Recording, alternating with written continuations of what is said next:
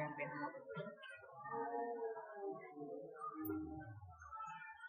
hai cháu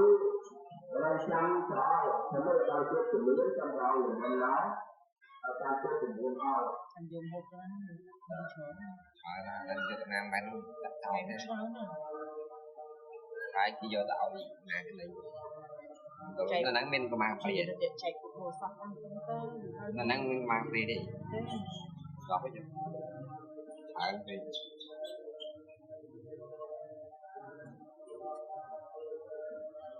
từ đó nó kia bây giờ là đẹp mà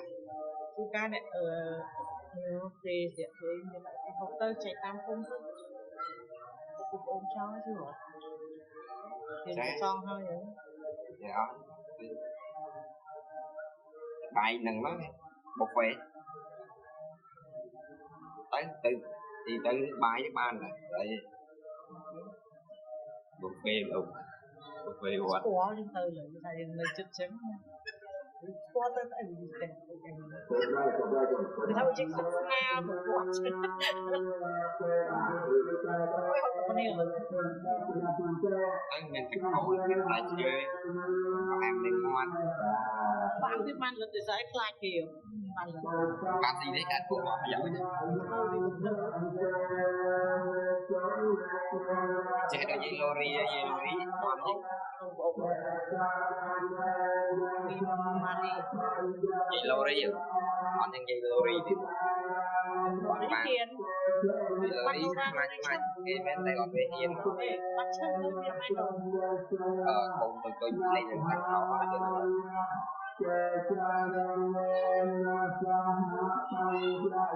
làm mơ với bạn gì là được mơ là cái tên chui mini em vậy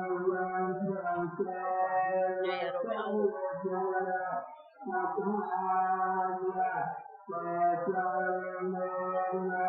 mặt lệ đấy cái đào chiều học á cái bên này các bạn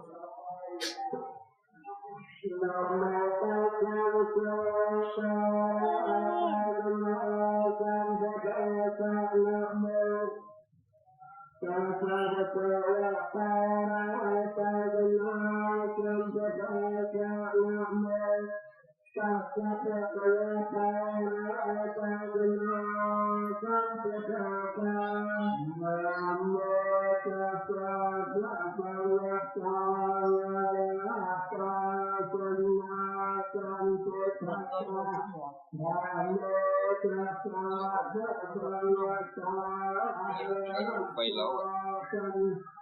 Trong bằng học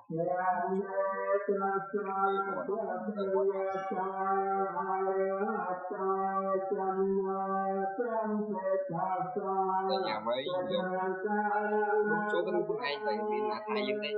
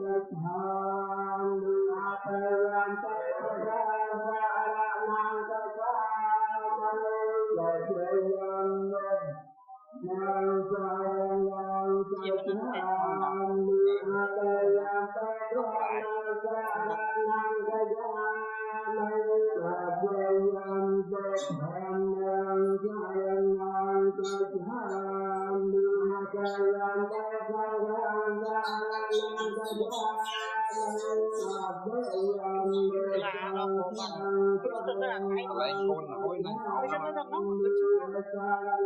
Hãy subscribe cho kênh Ghiền Mì Gõ để không bỏ lỡ những video hấp dẫn.